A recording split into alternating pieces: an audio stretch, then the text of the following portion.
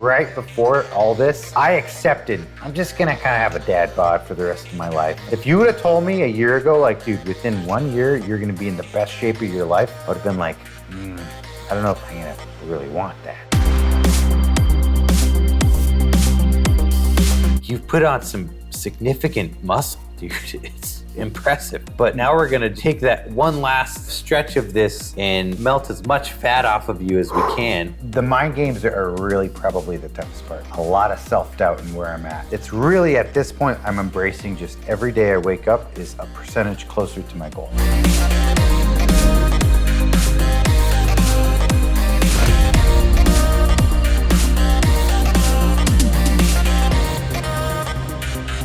It's a moody late January here in Phoenix, Arizona. Eric has flown in from Sacramento so we can take a closer look at his progress and discuss the final weeks of his journey to get him shredded in 6 months. After starting all of this on September 1st, 2023, Eric has made some incredible progress. Now it's been about 6 weeks since episode 2 and Eric is still at it and staying crazy consistent. Since early December, he started supplementing with about 5 grams of creatine a day and is still sending me daily screenshots of his caloric expenditures and caloric intake. Eric has been consistently maintaining about a 500 calorie deficit every day and has been eating a ton of tasty food. How have you been feeling since Thanksgiving? I definitely adapted to just being hungry, but there's ways to work around that, like potassium, when you plan your meals, when you eat. But like I was telling you earlier, just ranking my nutrition, training, and my recovery. And I feel like my diet is probably about a C+. Going into these next 7 weeks, they've got to be A's, but it's just my nutrition. It's hard, dude. When you're hungry and you have break and bake cookies in your freezer, I'll take one of those organic waffles from Sprouts, you put it in the toaster oven, and then I take like a little miniature zero sugar Hershey's, and I chop it up, and then I sprinkle it so there's chocolate in each little square on the waffle. You flip it, you chocolate it, you put it back in, you let it finish toasting, and then you pull it out and you do a little bit of butter around the edges. Dude. Do you freaking pestle and mortar some Skittles into that too? No. Oh my God, dude. And then what? You put it in your freaking pumpkin bucket and go trick-or-treating? Holy shit. It's so good though. But in your defense, and what I've been telling you is like, a lot of people don't realize is you can lose weight regardless of the foods you eat. It's just some are more nutritious than others. If 80%, 90% of your diet is really quality macro and micronutrients, yeah, you can play around with 10, 20% and have chocolate, peanut butter, whatever waffles. Yeah. And I think that actually helps people stay more long-term consistent. We got a few workouts in while Eric was here and I could definitely tell he's progressing in the right direction. We wanted to cook a few really good meals while he was here, so we headed to the grocery store. What are we cooking for dinner tonight, Graham? Grilled buffalo chicken wraps with some Greek fries. That sounds pretty bomb. What do we need? We're gonna need shredded iceberg. For time's sake, we're just gonna buy this. Oh, yeah. So now this will work. Cool. Grilled buffalo chicken wraps. Start with some iceberg lettuce. Do we need like ranch or anything? No. Eric, I'm gonna go over here and grab some blueberries. This better be nice and ripe. All right, what else we got here? Got garlic. It's gonna be for the Greek fries. Roma tomatoes. I wanna get some nice pickles. Like some nice buffalo chicken wraps and some air-fried Greek fries, huh? Yes, dude. It's gonna be amazing. Have you ever had Greek fries, dude? No, I haven't. Do you have a zester? Yeah, we do. Yep. Simply the best. Do we need some cheese? We do. Wait, do we really need that cheese? What kind of cheese? Like just Parmesan? Parm, yeah. Right here. It doesn't have that's to for be the fries, huh? It's for the French fries. All right, so Wait. good. Tell them what you just threw in the cart. What's going on, guys? Welcome back to another episode. Parmesan. Dude, I like this grocery store.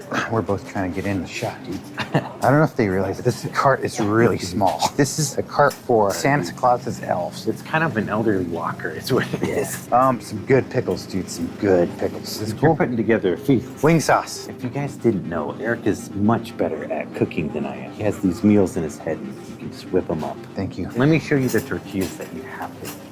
No, here. These. No. What? Oh, you guys have such a better tortilla sauce. Yes. Are these super, super thin? No, they have an elasticity to them. So you can roll them? Yes. You can fold them? Trust me on this. These are 260 calories That's for fine. one. These are what we want. Large flour tortillas, Alejandro's. You probably won't find them in your grocery store because they're local. What if we were Siamese twins?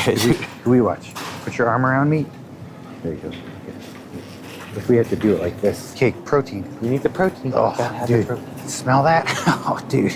We just walked by the freaking fish aisle. Oh, man. Quick tip. If your fish smells fishy, don't use it. Do you know fish should not smell fishy? Fish should not smell fish. Oh, you just said that. Fish should never smell fishy. We got some chicken. You tell them about this. These are the chicken breast tenders.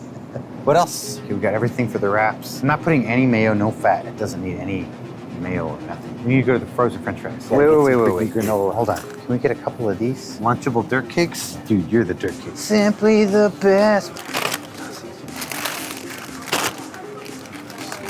Just one. We're gonna crush these up and put them in the... You know what you ordered me? What's your favorite cereal? What do you guys think? Where is it? Let's see if I can find it. Favorite cereal of all time, dude. This is what I'm going with. It's same. guaranteed Cinnamon Toast Crunch. Do they sell Zevia here? Yeah. Did I get you on the Zevia train? Yeah, you did get me on the train. But they have the zero sugar Reese's and Hershey's here. Look at this guy. What is that? If you eat these, you're out of your mind. Let's go down the Zevia. Hold on. Let's just get a couple of these. I'm leaving Eric behind because he doesn't know what he's doing. I got these for us. You want to get all this? They're on sale. Is my only thing. Just drop them in, dude. You said calories in, calories out. Have we tried the Quest cookies? Oh, dude, the Quest cookies make you all farty. We're not doing that shit. Wait. These are on sale. Dude, they have Reese's Pieces ones. I just want to let your audience know. Yeah, let's these get out of the way.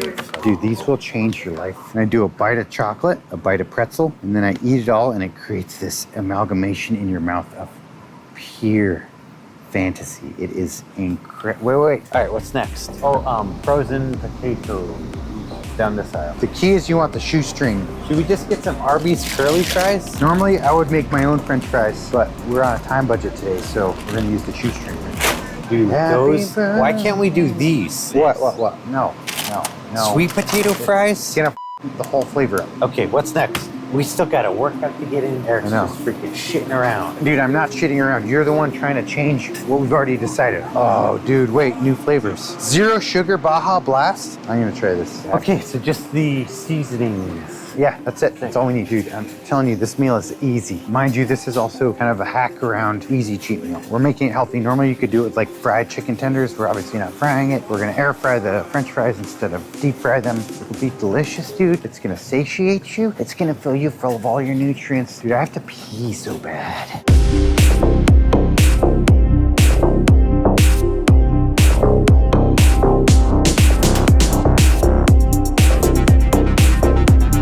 The buffalo chicken wraps and Greek fries were freaking delicious. The next night we made chicken Alfredo with penne pasta, cheesy garlic bread, and a salad. Damn, all of this food was so good. I'm hoping these meals will give Eric a nice little diet break before the hardest part of all of this, the final few weeks. Over the last few months, Eric has also been learning so much, and so we sat down and discussed why this is more than just getting physically fit. Our bodies, like we take for granted so much. We're one of the most highly advanced machines, everything from our brain to our circulatory system, our nervous system, the way we process information, the way we repair, our cells are constantly regenerate. Like it is incredible, our capabilities. And to just toss your head in the sand and be like, I guess I'll just kind of be active. Not that everybody has to be an Olympic athlete, but if I were to ask any one of you, hey, do you want to be in much better shape than you already are now? Do you want a six pack? Do you want to feel healthy? Do you want to feel strong? Probably 99, if not 100% would be like, yes. Great, that's a good start. How do you do that? Let's just do some quick analysis of where you're at. Look at what you're eating, look at what your exercise is, look at what your sleep is like, look at what your stress levels are like, and just take a quick overview. And yes, you're gonna uncover some things that you're gonna have to answer those hard questions and say, yeah, I am drinking Jameson every night. Yeah, I probably should not be doing that. Yeah. And not that you're finishing an entire bottle every night, but it's like, maybe I can skip Wednesday and Thursday, you know, or start with Monday through Thursday. Where can you start? And just find those little tweaks and things to improve the daily quality of life. Because it's like the thing you sent us. You are what you do repeatedly. It's a quote from Aristotle. It's so simple, but I love it. Because you can say, oh, I'm this, I'm that, I do these things, but that doesn't mean anything. If you examine what you're repeatedly doing day after day, that's what constitutes you as a human. What do you think is the biggest hindrance of just even the action of, wait, let me pull my head out of the sand and look. What do you think it is that would hold someone back from doing that? Do you think they're scared? They kind of deep down know the truth It's the same reason why people don't want to go to a doctor. Sure. They just don't want the hard answers. One thing I know for me, since I'm doing this, my days have consistently just gotten better and better. I just have days that I go to bed, I'm like, today was amazing. Yeah. 6 months ago, if I would have told you, hey, Eric, you think you'll have amazing days if you're working out for 2 hours a day with walking and strength training? I'd be like, no, I'd be miserable. I'd be this little curmudgeon. But to go back to the original question, people, it's the same reason why people don't want to go to the doctor, because they'd rather be comfortable with the situation that they're in. What this does is it pulls you out of your comfort zone. And I get it. Trust me, I get it. Yes. And that's why it comes back to the same sentiment as episode 1. You have to want to do it. I found too, with really thinking about the comparisons of the hangover, the suffering. When you drink, you get that pleasure, right? You start drinking around dinner time or maybe in the afternoon. Me, I always loved a good day drink. And you get that pleasure and that fun, right? But then the next morning, you're just like, it's a mound of anxiety, and then that brain fog, and then your body hurts. It's not fun, especially when that becomes cyclical. And there's a dependency, which I know some of y'all don't lie to yourselves. So you experience that pleasure first, and then the suffering. With this, with healthy lifestyle, with what we're doing, you've experienced that suffering first. And then you experience those results and that dopamine and how good that feels. But what that really showed me is that no matter what in life, we're gonna suffer. Now, if it's a premeditated suffering and genocide, hate and all that, no. I don't obviously endorse that. But just by us being alive has the implications of death. That concept in and of itself implies we must embrace suffering. And it is part of the cycle that we live in. And so it's how you frame that suffering and what you can pull out of it. But when you really do the right thing and the things that you know are most beneficial to your body, that translates into this beautiful existence of having good day after good day after great day after great day. When people see someone who's like, oh, I'm just getting in shape, I think a lot of what you might call outsiders just look at the vanity of it. But when you start to really turn over these stones in your life, looking at the nutrition, what are you eating, and you start to get your head out of the sand, what you're doing is taking a deep look inside, saying, wait a minute, what am I choosing to do every day? And how am I living my life? Because people don't realize it's all of these little tweaks that impact the big picture. But I think too many people spend a bunch of time romanticizing the big picture without looking at these finite details that over time, when focused on the improvement, when focused on doing and consuming the right things, make life beautiful. When the bad habits become a norm, you will begin to hate yourself. And when you hate yourself, you begin to hate other people. And that's really what this shit boils down to, is when you begin to love yourself, you begin to find the empathy and the sympathy and the love for other people. From the mental growth to the physical improvements, Eric is slowly changing into a better and more refined person. But this journey isn't over just yet. It's time to talk through the plan for the remaining weeks. I woke up this morning with like maybe a chest cold, something, but I will be fine. It's all part of life, you know? By the way, he's been sharing with me your like week by week training log. Let's take a look here. You are on week 20. 6 or 7 weeks left. From now until then, that gives you 6 solid weeks of like regular dieting, and then 1 final week, which we're gonna take that as like your peak week, kind of similar to what bodybuilders do. And that'll be the most miserable point in all of this. But that peak week, we're gonna be fully depleting your glycogen stores. You'll be cutting out carbs in order to do that, and then re-implementing carbs into your system by like the day prior to, we'll have you consume some carbs, and then the morning of, you'll consume a few more carbs, and hopefully look nice and full and jacked and freaking lean and shredded. I'm ready. I'm still gonna be having him send me his weight, his numbers, and your current weight right now is still hovering at around 175. But you've really recomped a ton. You've put on a ton of muscle, and your body fat is still continuing to shrink. So I think within the next 7 weeks, you're gonna be looking crazy. My goal these next 6-7 weeks is quality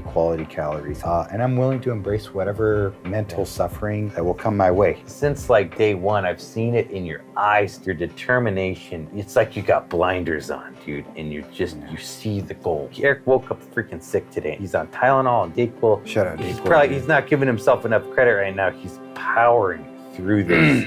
Unfortunately, Eric's chest cold worsened, pushing our 6-month timeline back slightly. But we have set an official end date for March 16th, with his peak week beginning the 5 days before that on March 12th. Eric is now entering the most mentally and physically challenging part of all of this. Does he have the willpower, grit, and determination to push through and get in the absolute best shape of his life?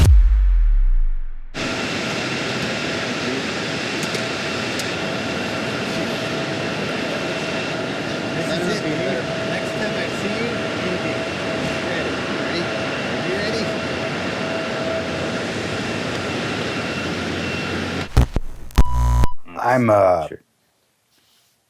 I can't remember what I was going to say. That's what I'm going to do. And that's what happens when you take Dayquil. Would that be a blessing or a curse to be able to smell like a dog? Not smell, you know what I'm talking about. Do I know what you're talking about? Some would say I kind of smell like a dog. You freaking smell like a dog, dude. Have you ever, dude, there's people in the gym, they're pretty borderline. Now, what am I going to eat after the reveal? Whatever you want. What should we eat? We could go to the Henry, dude. Go walk in all freaking shredded, dude. I'll have a cane. Yeah, we'll wheelchair you in all shredded. Dude, I'm in the best shape of my life. Cat tenders are not bad. I'm really big on the hind quarters. They braise really nicely. Dude, they like us nice all day slow braise. Dude, I've got this, it's like a creamy meow mix, I call it. Yeah. It's like a kitty stew. And, Kitty stew. you know, I do like some kaffir lime leaves. I can almost make like a curry out of it. Yeah. Coconut milk. It's very savory, lots of umami. But what I would say, We don't eat cats, by the way. dude, I can't remember what we were talking about. So the next 7 weeks. Sorry. Can you do that again? And one thing I do want to remind folks and you is this, I've already decided this 6 months is really, truly just the beginning. How do you feel about that? I absolutely love it. It's living your life without your head in the sand. Yeah. It's the best feeling in the world.